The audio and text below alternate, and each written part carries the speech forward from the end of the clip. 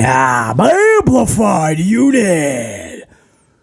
Mount up. Welcome to the Amped Up Podcast for Tuesday, June the 6th, 2023, where we will be featuring the Monday Night Raw review from last night, Monday, June the 5th, 2023, so you know it's going to be a packed, stacked, and jacked show for you today, where BC is going to ask the question, did VKM, Vincent Kennedy McMahon, the old bastard from Stamford, Connecticut, did he just save Monday Night Raw last night?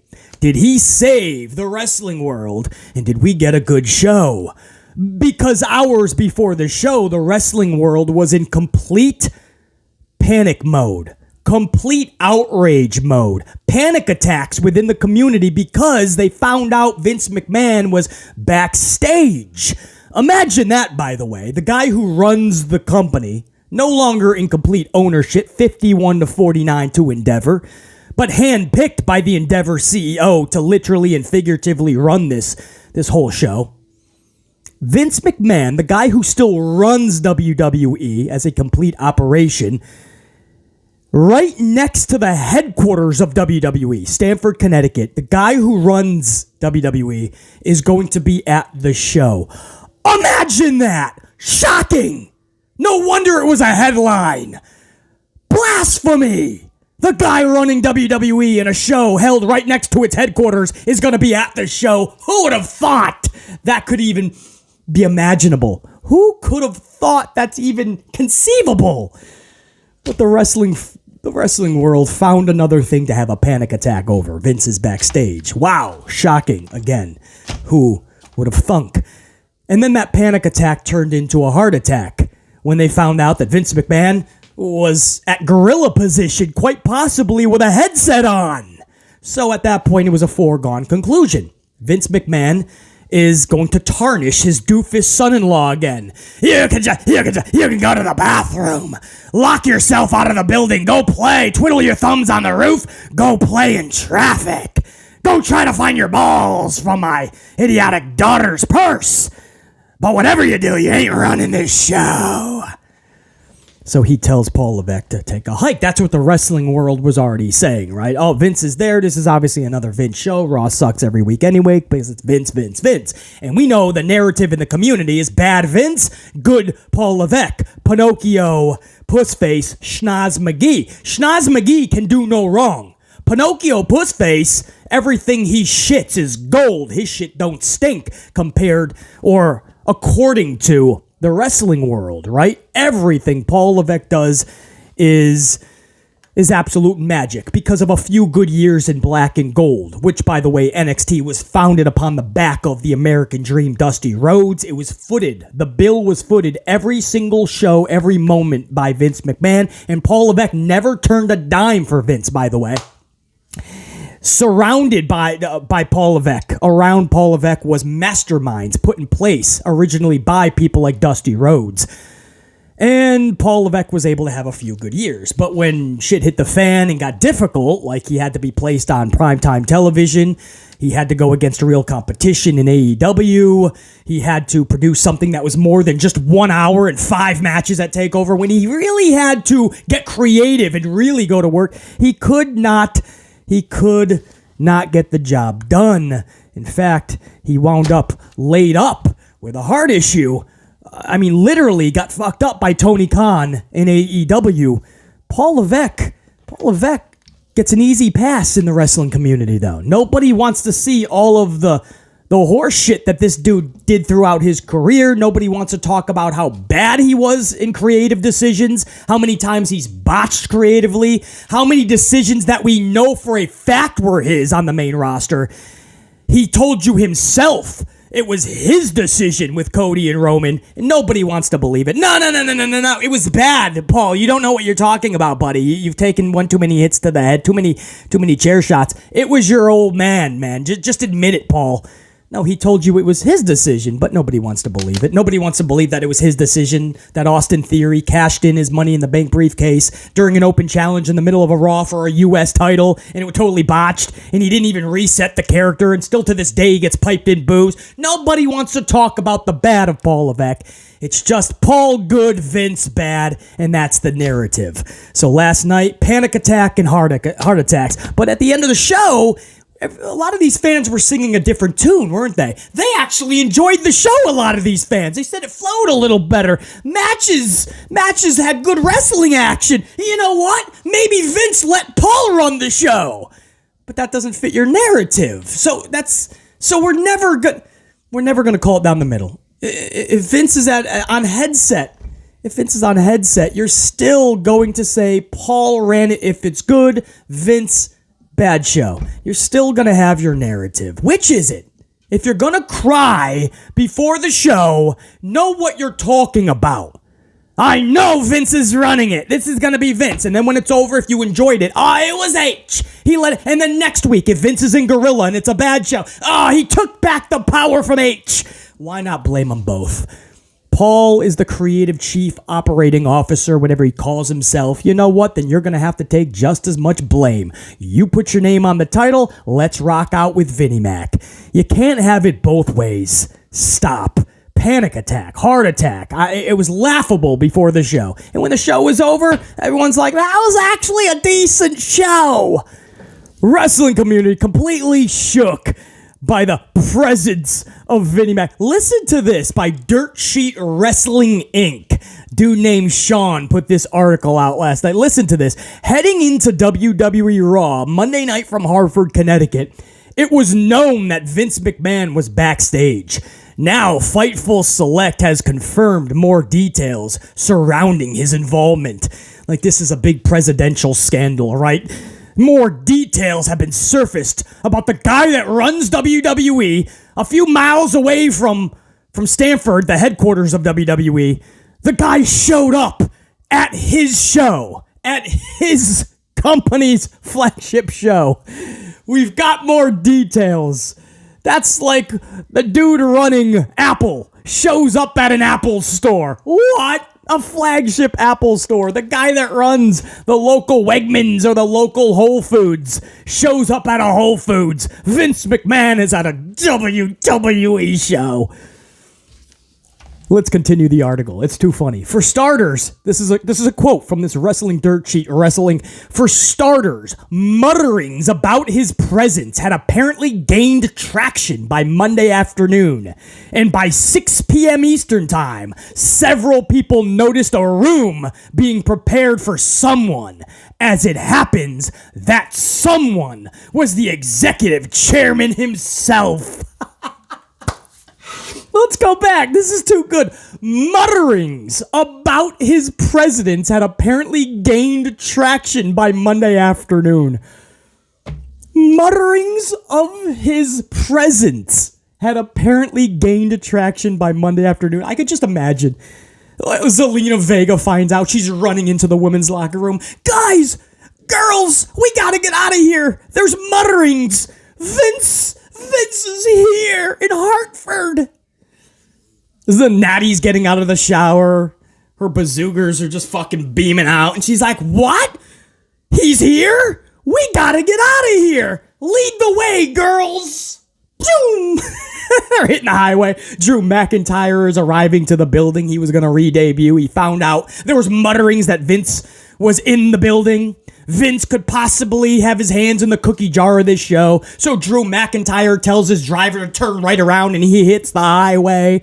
Right behind him, Cody Rhodes is fucking chasing down, right? Maybe Brock beat him up again, so he's in a fucking wheelchair and he's wheeling out to the highway, but Cody Rhodes just knows he's got to get the fuck out. Maybe Brock Lesnar is right behind him in a tractor. Brock was going to show up, but he found out Brock Lesnar's fucking taking his tractor down the highway back to the farm up north.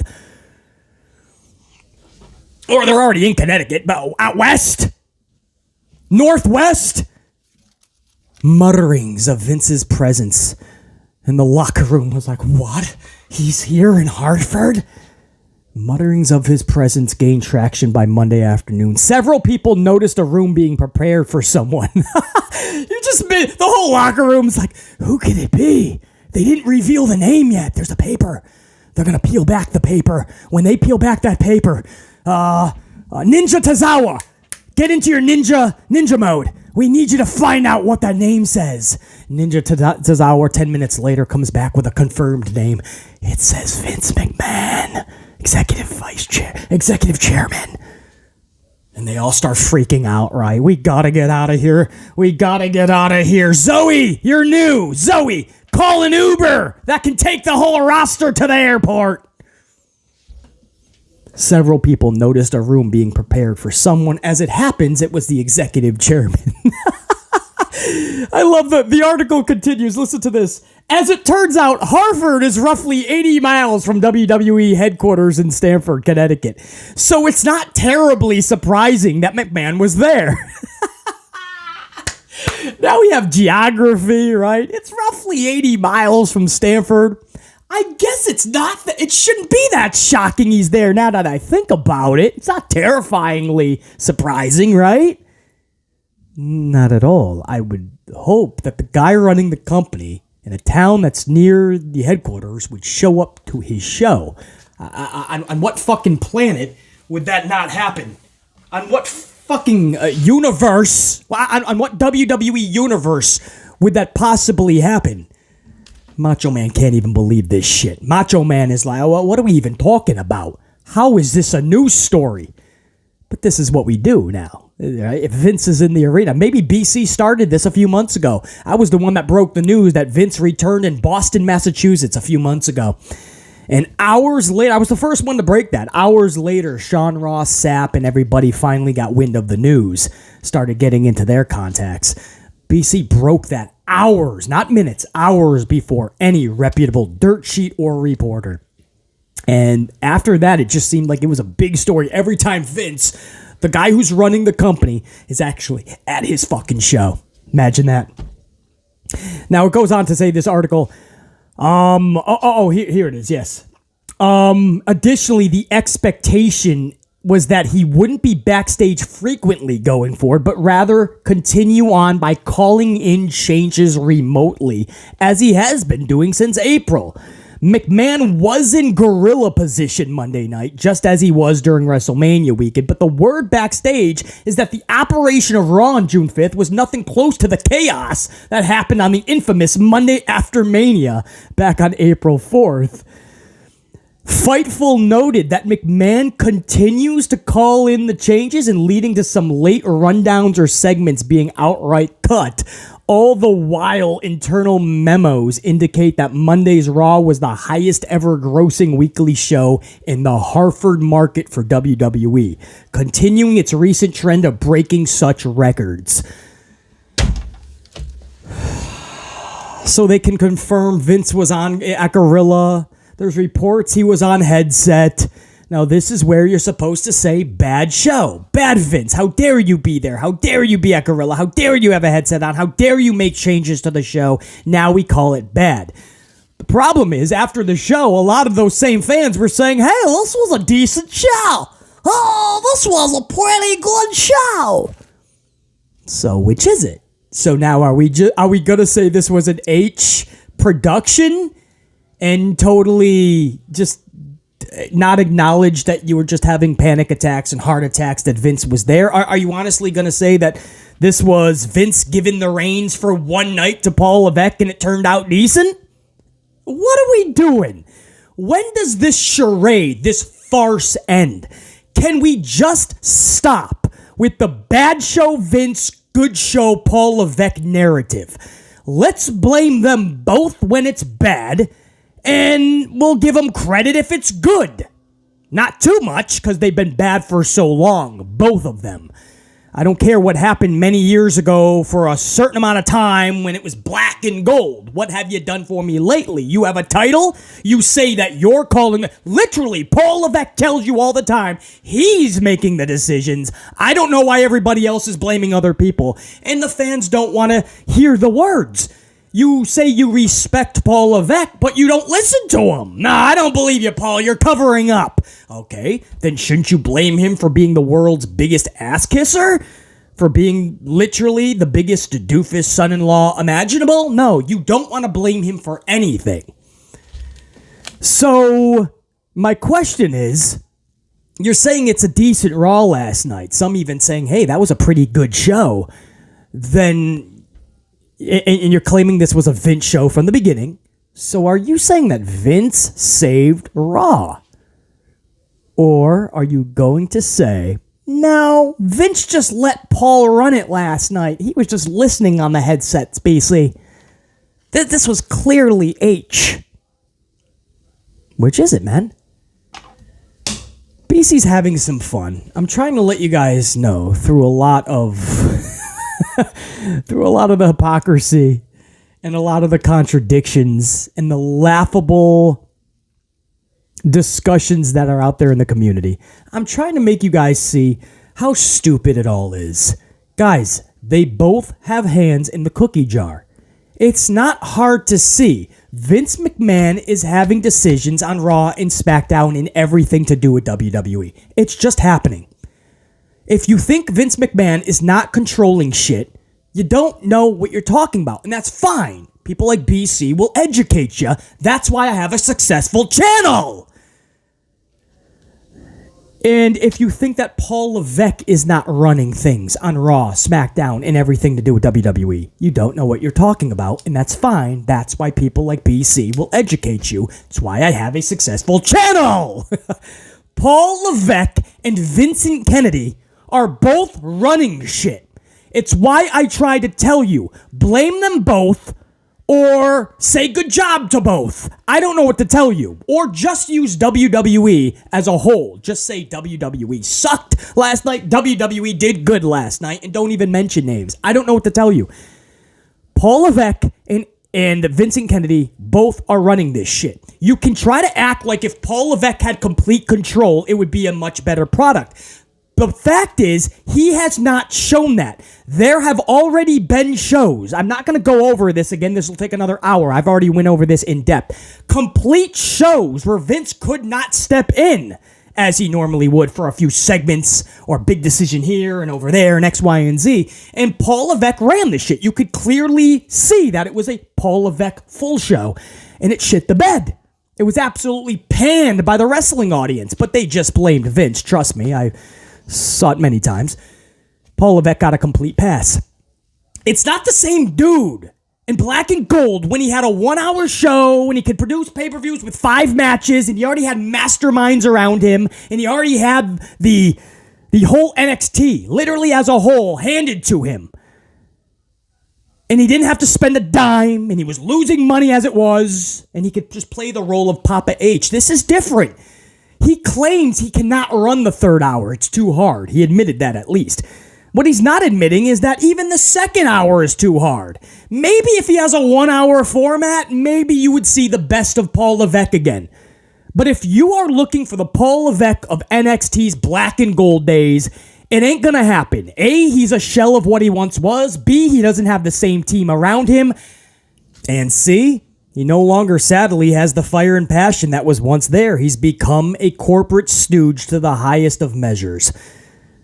Literally cashing in every which way and saying along the way, Vince can do no wrong. You, the fans, don't know what you're talking about. He is literally best for business. Paul Levesque tells you that. He makes a mockery of the fans, insults the fans, and the fans turn around and go, "You don't mean that, Paul. We love you, man. You don't mean it. We're still going to blame Vince. Don't worry. We know this is not right. We got you. We know you can't speak up for yourself. You can't stand up to the old man. We don't want you to lose your job, man, but we got your back."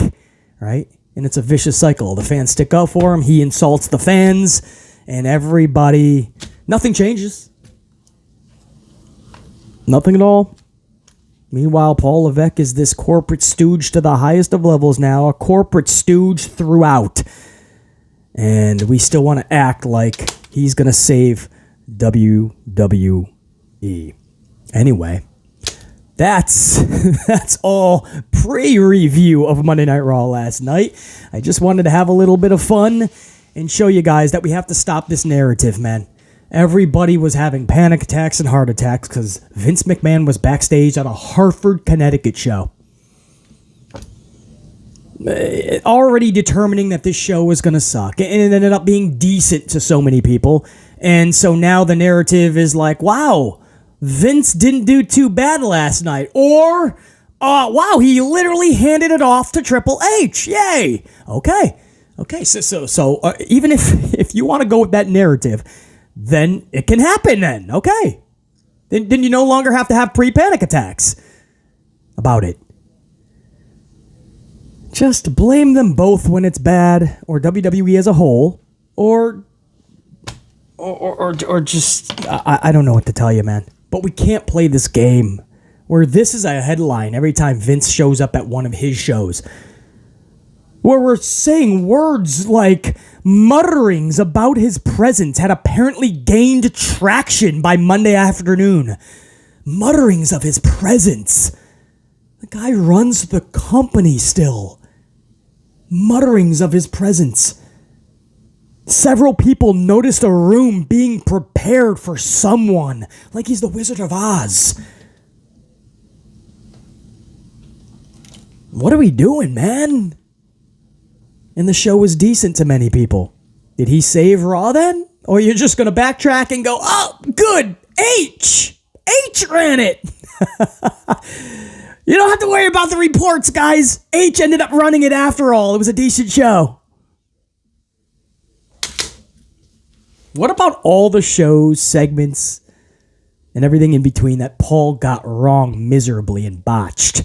Or do you not want to admit that it was Paul? Do you not know that it was Paul? Maybe you haven't watched enough BC and you don't know that it was Paul. You truly think it was Vince. I've seen enough to know who's what.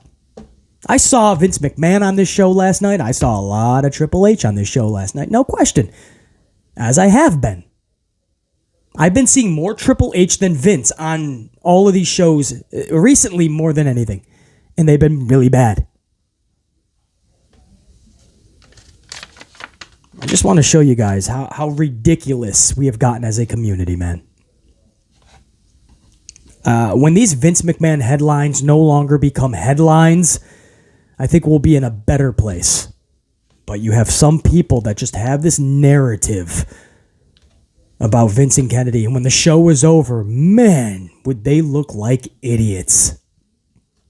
Let's go over the show. BC did not think that this was all that good of a show at all because there wasn't a lot of purpose to it. And what you may feel was purpose or a storyline that got started isn't really storyline. I'll explain what I mean. But the wrestling, we got some good wrestling last night, no question. So I can understand why people didn't mind it and thought it flowed decently, right? Okay. But BC doesn't give mulligans that easily, and I'm a hard critic. I really am. Because I've watched enough wrestling, and I know a lot of the do's and don'ts. The should-haves and didn'ts. And I see the trajectory a mile ahead of everybody else. And where everything is going or not going. The lack of creativity or the lack of common sense and logic. I utilize all this when I'm critiquing a show. So while everybody is praising this show, and I understand some of the reasonings why, and it was better than recently, no question. Imagine that, with Vince at Gorilla on headset. But I'm not praising this show like many. I'll explain what I mean. Let's go over it. Let's start this off. Let me get a big swig. Monday Night Raw, Hartford, Connecticut, June the 5th, 2023. Sethington Freakn starts the show, dressed like a golden globe that's been dropped a couple 2-3 times on its dome piece.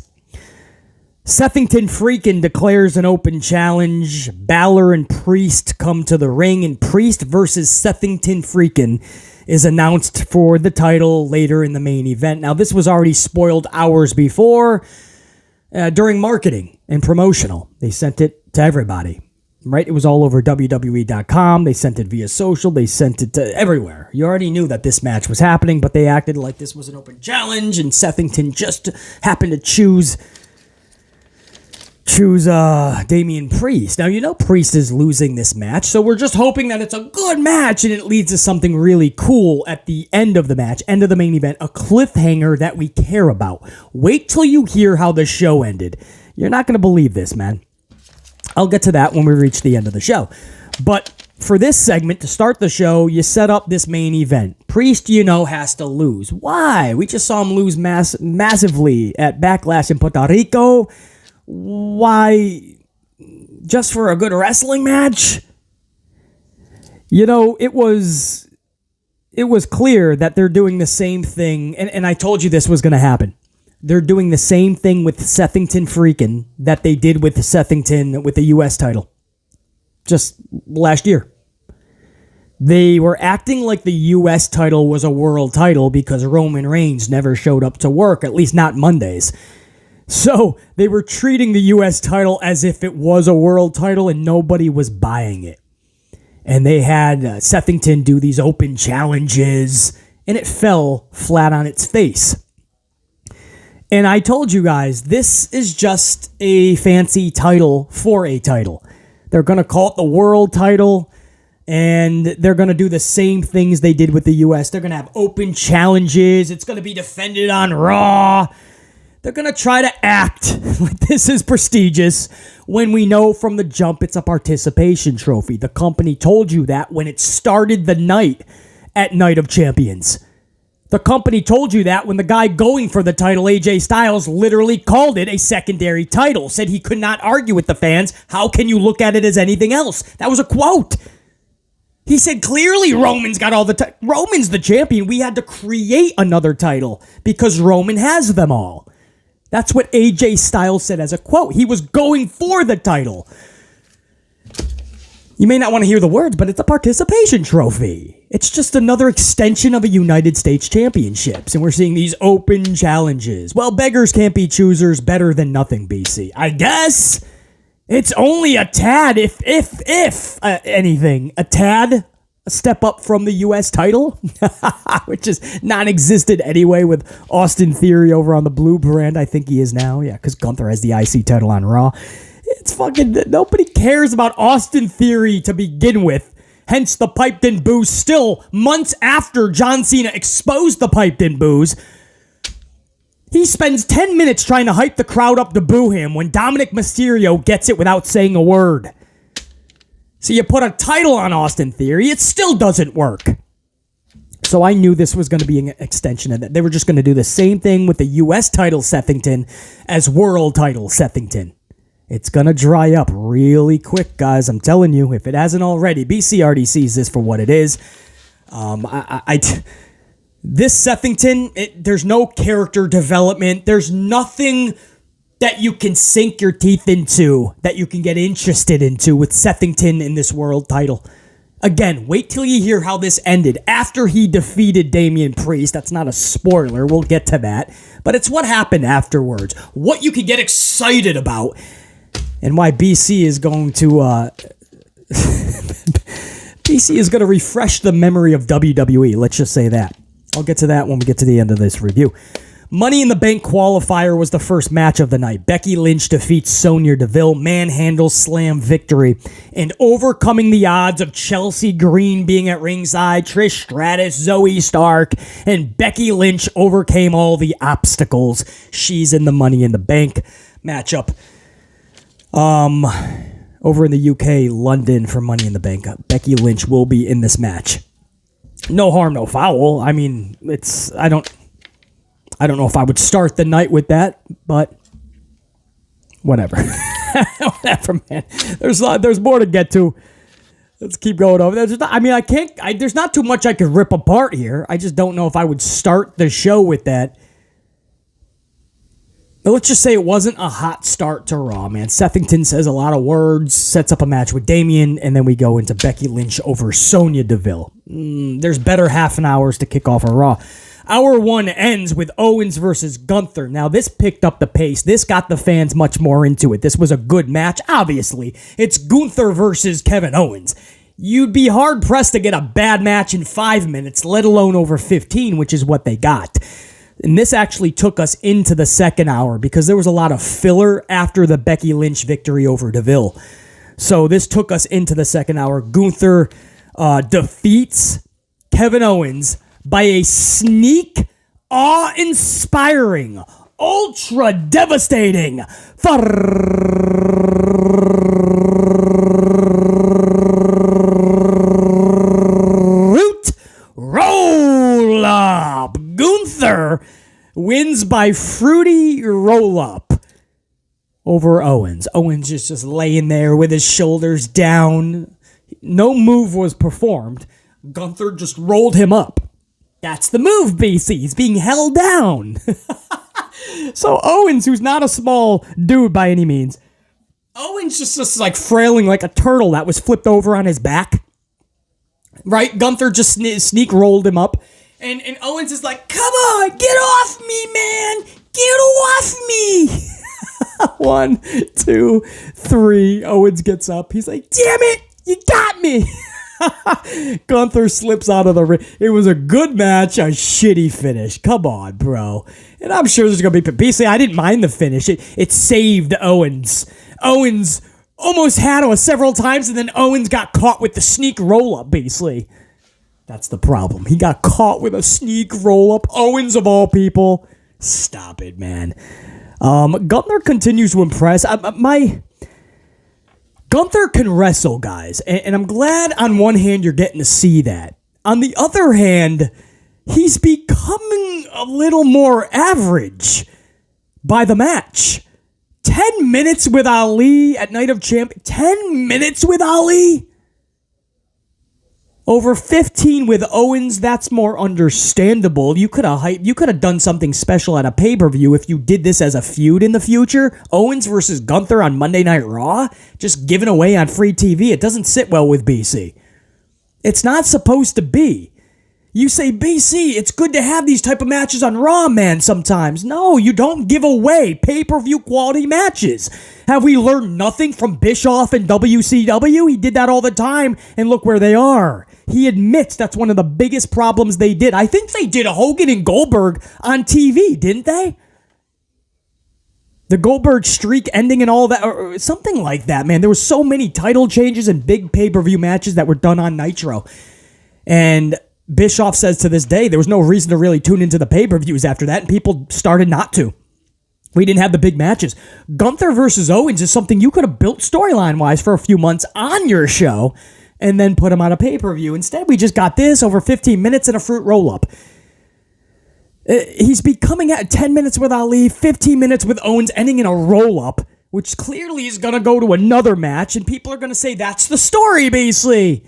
It's multi-weeks and months in the making. No, just facing each other every week or just beating each other up every week is not a storyline. That's redundancy, and it gets boring quick. A storyline builds up to the actual confrontation, the matchup, the big culminating victory moment, all of it. You build up to it. That's what a story does. It builds up to the climax of the story, right? The end of the story, the final chapter, the final page. You build up to that. You wouldn't read a book that literally has the chapter the same every single chapter right to the end, right? Every chapter, they just face each other or they beat each other up backstage. You'd stop reading that book after page 2. And that's if you got to page 2. So, obviously, this is not... There is no feud. There's no storyline with Imperium, Sami Zayn, and Owens. I think that's the biggest takeaway here. There's no storyline. They just came out of nowhere, Imperium, confronted Zayn and Owens awkwardly, and they just started fighting each other every show. This is an easy way out for Paul Levesque, McMahon, everybody. It's easy peasy, lemon squeezy, as Oscar would say. Let's just have them go out there and fight each other every show. We'll have them in matches, rematches, and then at the pay-per-view, we'll just do it some more. Not a storyline. I couldn't imagine if back in the day, Ric Flair, I'm just picking something, Randy Macho Man Savage, let's use him as an example, WrestleMania 8. Remember the awesome storyline with Savage and Ric Flair? I'm just giving you one of a billion examples of how they did things correctly back in the day. There was a great storyline, guys. Miss Elizabeth was utilized. Ric Flair telling Macho Man that there was an affair. And Miss Elizabeth was visiting Ric Flair, and he had evidence and all this. And you know how Macho Man is, dude. He just went berserk, and he didn't know who to believe, what to think. And it became like a fun story that culminated at WrestleMania 8, way more than a world championship. And Macho ended up winning the title at WrestleMania 8, by the way. But almost just as important, if not more than the title, was this storyline. You had to see Macho Man get some of that revenge on Ric Flair. Could you imagine if we just saw Ric Flair versus Randy Savage every single show leading up to WrestleMania? Or just fighting each other every week with no real story? I'm giving you one example of a million, guys. Doesn't matter if it was the Mountie and the Big Boss Man, right? Awesome storyline. Two Law and Order dudes, totally different countries, fighting for the ultimate supremacy. I couldn't imagine if I saw Big Boss Man versus Mountie every single show, and then at the pay-per-view we get it. We have to pay money to see it again. You know, I don't think people either understand that, or do they even care anymore? Have we lowered the bar so low that this is good, right? We saw good wrestling, basically. I don't know what this truly does for Gunther. Okay, we know he can wrestle. Build him up to a point where at the pay-per-views we get these culminating 20, 25 plus minute matches, right? Then you see the longer ones. But all of these matches taking more to 10 minutes, 15 minutes. What's the next one? 20 minutes with Shelton Benjamin. Like, what are we doing? You can't have Gunther looking too average. The guy is an ultimate beast. I understand longer matches, but choose where, you know? If you want to have it with Owens, cool. Let's build that to a pay-per-view maybe. And why a roll-up?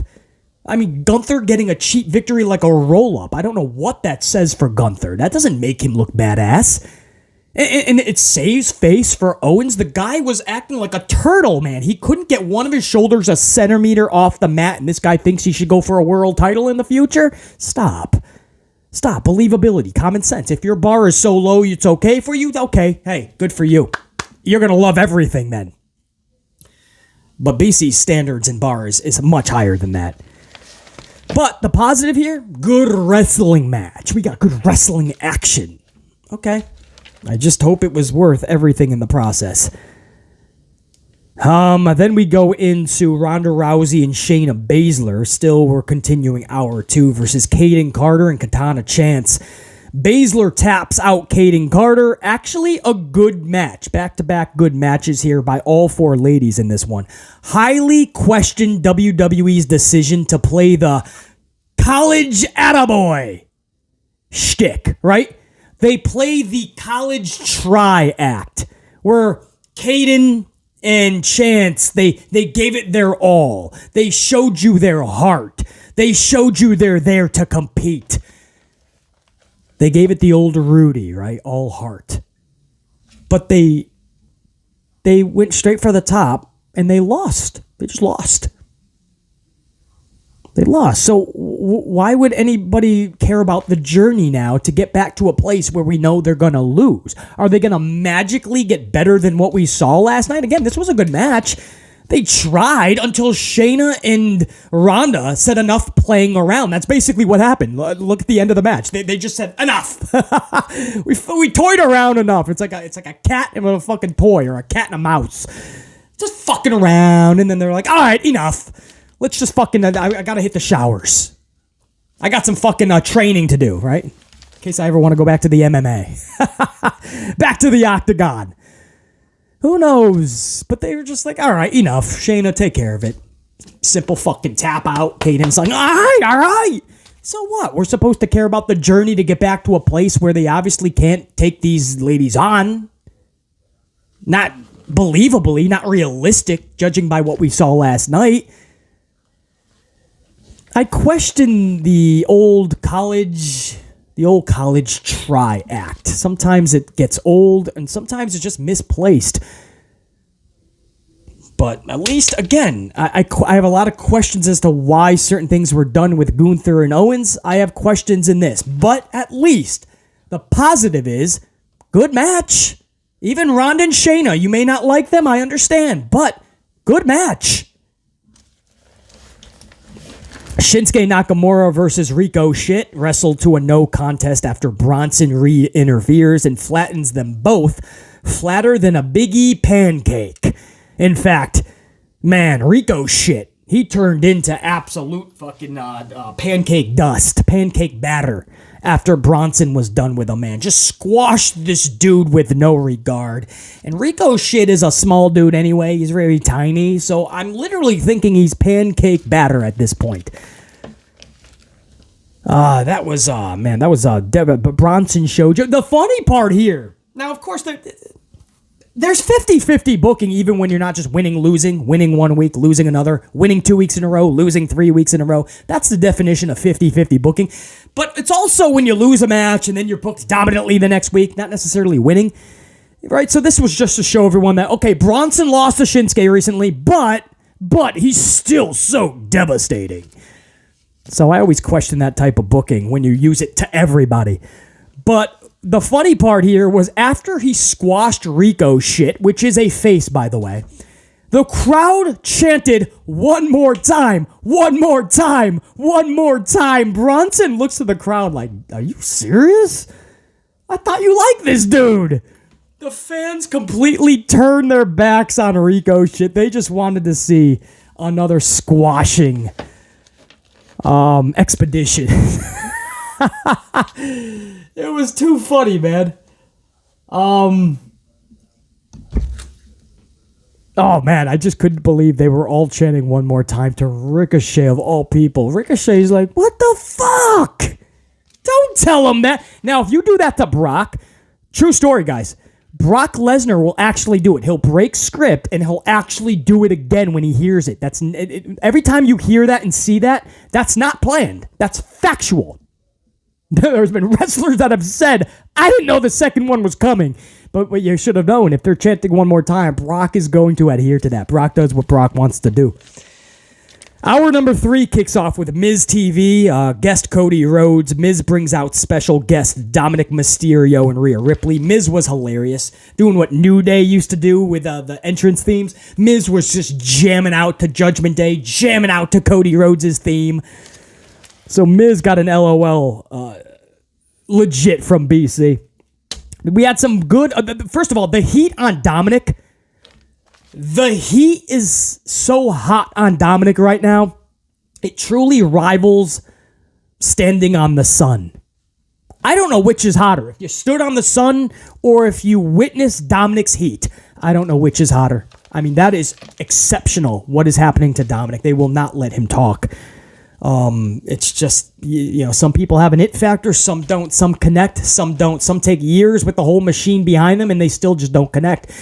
Somebody like Austin Theory, no shade, but the machine fully behind him, and it just can't connect like Dominik. This was some good back and forth with Mysterio and Cody. Mysterio calling Cody a deadbeat dad. You're over here playing superstar wrestler when you have a kid at home. Go home, be a dad. But no, you're like my dad. You're a deadbeat dad. Cody finally gets up, goes to get into the face of Dominik, but Rhea Ripley, he hides behind Rhea, and then he delivers a cheap shot, smacks the taste out of the mouth of Cody, and then hides behind Rhea Ripley. So Cody takes his frustration out on Miz, knocks him out with the cast, and Miz drops like a ton of bricks. Like a stack of dimes dropped exactly where he stood. Miz sold that beautifully, and that was the segment. Now, a lot of people are like, wait a second, Dominik and Cody? Well, there's rumblings that they're going to hold off Brock because of contractual issues. Apparently, date-wise, they want to reserve the dates that he has for more closer to SummerSlam. That's the word that we're getting anyway. So it looks like they want to set up maybe Dominik, Cody, Money in the Bank, hold off Brock and Cody for SummerSlam. We don't have confirmation. I'm just telling you guys what I'm hearing.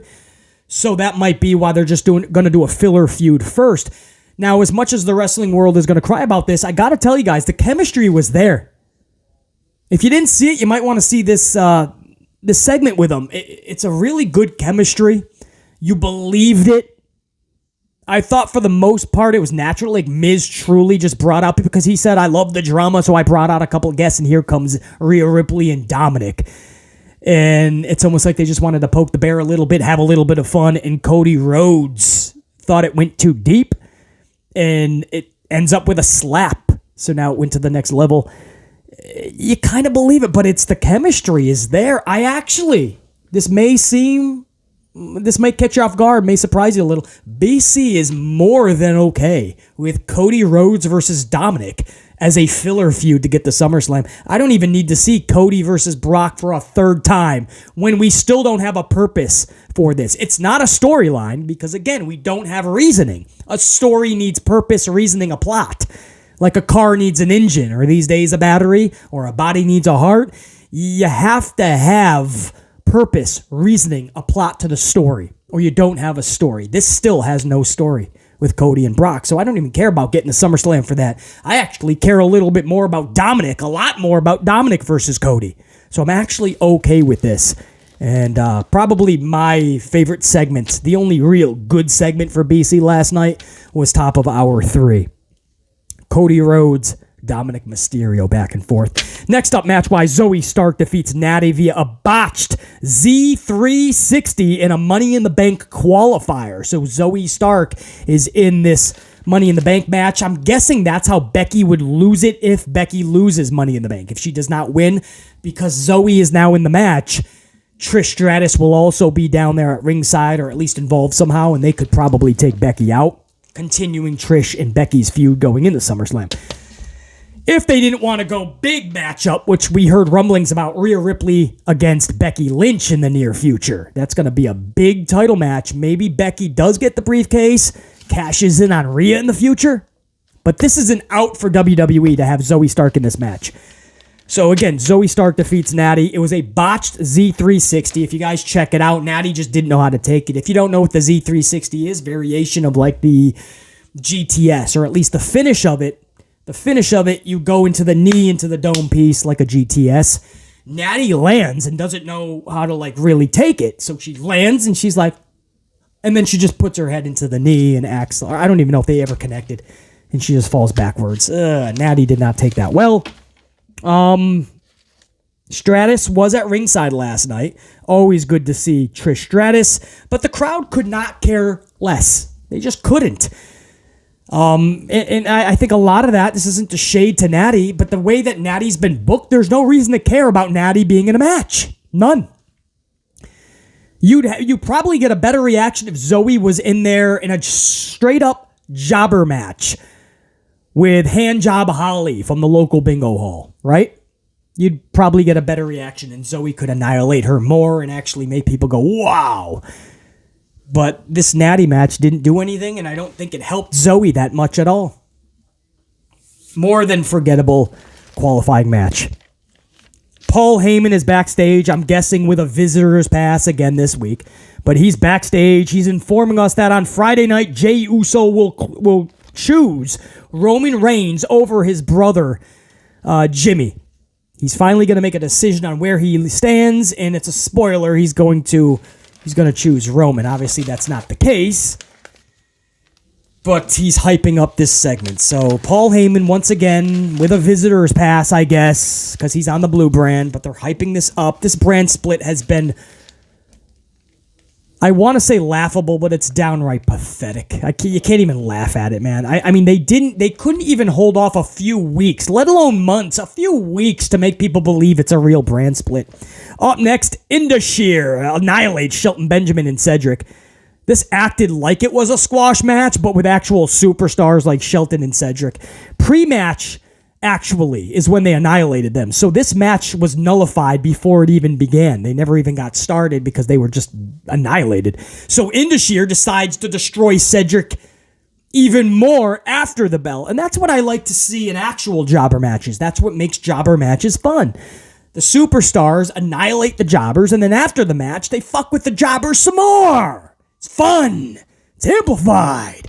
It gives your audience a reason to go, hey, they're superstars. There's something to look out for. They're pretty cool. They're badass. Main event for the World Participation Trophy Championship, Sethington Freakn versus Damien Priest. Just as I thought, they're just redoing what they did with Sethington in the U.S. title to try and fool us that everything is normal without an actual world champion on Raw. This is what they did with the U.S. title. I said this earlier. What we're going to act like there's a world title on here. It's just going to be the U.S. title. That didn't work. Fell flat on its face. They made the botch at WrestleMania Night 2. Kept the title on Roman. He doesn't show up to Monday nights. And there was massive backlash on WWE. Paul Levesque had to create a participation trophy championship. And here we are. It's just become an extension of the U.S. title. It's going to be defended all the fucking time because they don't care about it.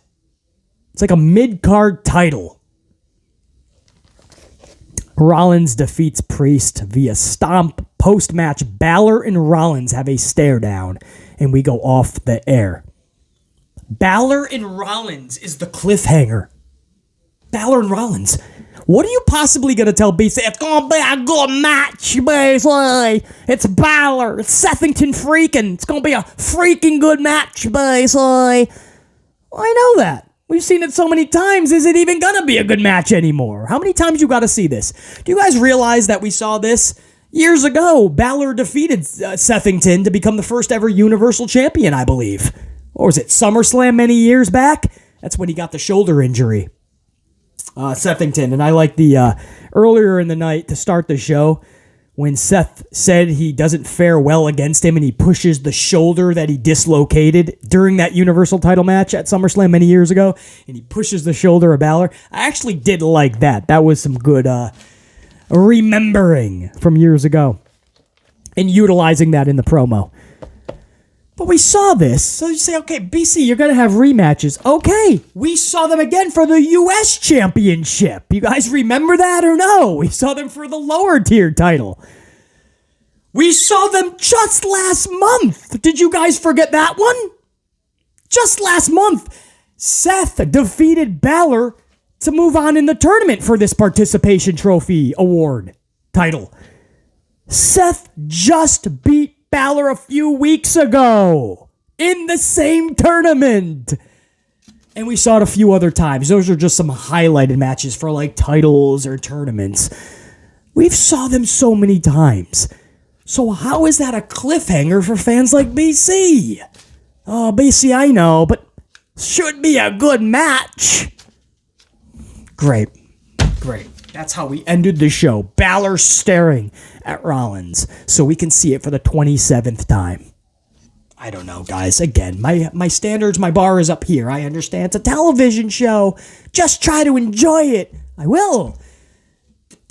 Help me enjoy it. Give us some epic storytelling, man. Make us care about shit. Make us ask questions that we need to find the answers out for the next week. We have to tune in next week, not just want to, right? SmackDown ended the show pretty good this week with the Bloodline storyline. The only good story in WWE right now, and has been the Bloodline. But, you know, that's a cliffhanger. That's how you end it. And that's a small variation. We've seen much better cliffhangers than what we saw on Friday, but at least it's a cliffhanger. You kind of got to see, you know, the next evolution in the story. What the fuck is this? A stare down between two dudes we've seen 26 times previous, and now we have to get excited for a 27th time. Basically, slight exaggeration on the amount of times they faced each other, but only slight. My name is BC Amplified. This has been your Raw review for June 5th, 2023. This has been the Amped Up Podcast for Tuesday, the 6th of June, 2023. Until next time, and there will be a... Hold up, BC. You gotta say what up to some super thankers, man. There were some super thankers in yesterday's podcast, man. The greatest of all time or the ghost of all time? Did he ghost most of those 1,000 days? We talk all about Roman Reigns and if he truly is the GOAT. Greatest of all time or the ghost of all time? And so that was an awesome podcast. I got that up really late, just a couple of hours before Raw. So I actually went head-to-head with Raw. But a few thousand of you guys have already caught that. A lot of you guys might not even know I put up a podcast yesterday. But that is up there for your viewing pleasure. But I do want to give a big shout out to a couple of Amplified Unit members who sent a coffee over to BC. Never needed. Appreciated, of course. Yellow Rose. Yellow Rose says, thanks, throws BC a coffee. Great podcast, BC. Facts. As I am or was a Roman fan, this is a real conversation. I didn't watch SmackDown till Saturday, and this story only interests me because of my boys, the Usos. They are the focus, not Roman. The belt is not needed for this feud. Exactly, Yellow Rose. Thank you for understanding. She goes on to say, I loved Roman as a babyface also, but now I don't watch. I tape it. He definitely is better not beating Bruno's reign. Also, who will he face? The Rock will not be at any future WrestleMania because he is working on Fast and Furious. Again, good point. He's ran through everybody, and that's why everybody knew. You got to read the temperature of the room. Read the room. WrestleMania was the time to pass that over to Cody, and everything Roman has done since does not need, everything since, I should say, does not need a championship. Nothing he has done since he came back. He went on vacation, he had a tag title match, and now he's having an internal feud within the bloodline. Nothing calls for him holding a world title. Should have went over to Cody. Yellow Rose. Appreciate the coffee. More than that, I appreciate you having knowledge and common sense, using logic, putting all the ingredients into this fine recipe that you have in your wrestling knowledge. Yellow Rose. And also a big thanks to WWE AEW Marvel fan throwing over a 5-spot coffee to BC. Roman Reigns is still the GOAT and has the best championship reign in WWE now, but still should have lost at WrestleMania. Even if he lost at WrestleMania, we'd get the storyline we're getting now without the championship because he doesn't need it. We don't need to see Roman Reigns going to another WrestleMania as champion. So same thing I said to Yellow Rose. Thank you for understanding, WWE AEW Marvel fan. That's my point. The whole deal here is that everything happening with Roman does not call for a championship to be on him. Everything Cody's been doing, which would have gave purpose, reason, meaning behind Brock attacking him in the first place, everything called for Cody to have the title. Cody's going on tours, UK, US, down south to Puerto Rico for Backlash, main events. And he's got no title and no reason to even have these feuds. Nothing makes sense. You could even say Dominik last night is trying to cut the line, and that could have been more of the story. Cut the line to get to the championship of Cody Rhodes. But thankfully, my amplified unit is filled with the smartest wrestling fans in the community. People like WWE, AEW, Marvel fan, and Yellow Rose. I appreciate the coffees big time. It is never needed, always appreciated. You guys are the best. And I love coming across things like that. You guys are absolutely top tier. I'm talking gold card members as it is anyway. So already gold card members, man. And it's just extra levels and layers of appreciation to the channel. So thank you guys. And to the new channel members that came on too. There was a few new channel members or re-subscribers to the channel. Much love and appreciation. You have earned your gold card. Activate it and stay amplified. That's the prerequisite. Never be a bitch boy, Braden. Stay amped up. Stay amped up to the core. Amplified, man. For now, until next time, and there will be a next time, top guy, I'm out. BC saying check you.